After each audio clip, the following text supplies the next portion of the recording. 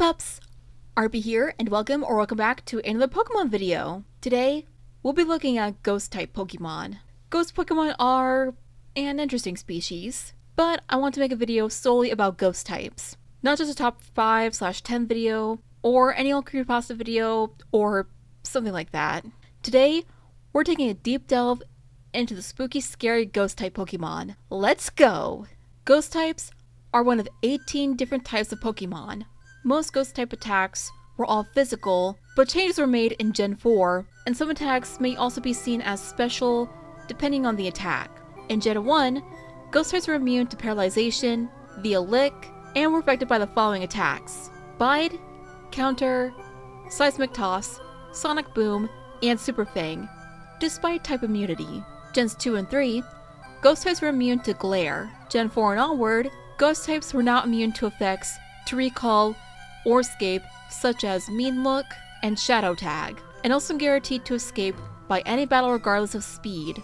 Currently, as of scripting this and making this video, there's at least 48 to 49 ghost types, with about 9 or 10 pure ghosts, 20 or more primary ghosts, and about 19 or more secondary ghost types. As for the characteristics of ghost types, defense-wise, they're the only known Pokemon type to have multiple immunities. However, they can be removed by the moves Foresight, Odor Sleuth, or Scrappy. In Gen 6, ghost types are immune to trapping moves and abilities, including biting effects, like Infestation for example. They can also run away from wild battles, regardless of speed, as said earlier. And ghost types can learn moves like Will-O-Wisps and other status condition moves as well. Curse is a special case because prior to Gen 5, it was a question mark move, but is now known as a ghost type move. Curse can affect your opponents after they attack, but at a cost of your Pokemon's own health bar, downing it to at least half the health it was. And there's a move called Trick or Treat, called Halloween in Japan,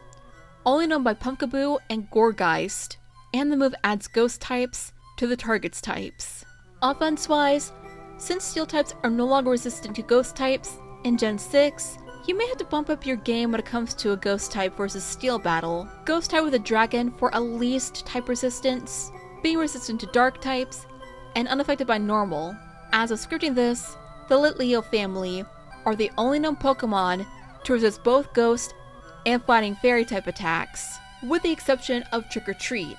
For contest priorities, ghost type moves are often known as clever moves in the contest world, though some may vary in other contest conditions. For abilities, interactive ones like Protean will become a ghost type if it uses a ghost type move. Abilities like Color Change, Imposter, RKS System, and Multiply will turn your Pokemon into a ghost type if it's respectively hit with a ghost type move, holding a ghost type item, like a Spooky Plate or Ghost TMZ for example, or facing off a ghost type opponent. Since Gen 6, ghost types are immune to the abilities Magnet Pull, Arena Trap, and Shadow Tag, and are able to learn abilities such as Rattled and Scrappy, though the only known ability that's exclusive that can only be known by a ghost type is Cursed Body, and it doesn't include signature abilities.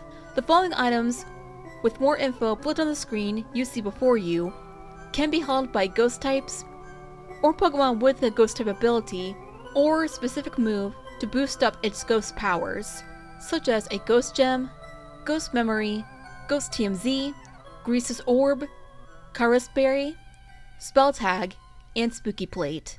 There's also a handful of gym leaders and Elite Four members who specialize in ghost types only, starting off with Gen 1 and moving forward from there. Agatha for the Indigo Plateau is one of the Elite Four members who is a ghost type trainer, obtaining 2 Gengar, a Haunter, a Golbat, and an Arbok. Morty from Gen 2 is a ghost type gym leader located at the Ikrutik Gym, and having 2 Haunter, a Ghastly, and a Gengar on his team. Phoebe, an Elite Four member from Hoenn and Evergrande City, has his following on her team: 2 Dusknoir, 2 Bannet, and a Sableye. Fantana, the fabulous ghost type gym leader from Hearthome City and Sinnoh, has only 3 ghosts on her team: Drifblimp, Gengar, and Mismagius. Seemingly easy to beat if you have a good Pokemon team in your party. Chantel, an Elite Four ghost type trainer from Unova, has a Cofagrigus, Jellicent, Golurk, and Chandelure on her team. And finally, the Alolan Elite Four member, Acerel, has Sableye, Drifblimp, Dumbez, Frostlass, and Palossand on her team. But now we come to a theory about ghost types. Are they Pokemon or humans? Well, going by the logic of not the anime, but the games and some parts of the manga, most ghost types were said to be once human, such as Yamask crying upon seeing the mask it holds, or Phantump being a child who passed on while getting lost in the woods, as said in their dex entries. As for ghost types being former Pokemon, I think I do have a theory on that. Pokemon that were either buried, either in the Pokemon Tower or House of Memories, now take on the form of a ghost type Pokemon after they have passed away, and now have a secondary life as a ghost type, often roaming the earth as a literal ghost, that aren't invisible to the human eye. Okay, yeah, that's a really wild theory, but it's possible if you think about it. Anyways, that's all the time I have for this video, unfortunately, so comment your favorite ghost type in the comments below, and I'll see you in the next one, pups. Cue the outro. RP is out. Sweet dreams.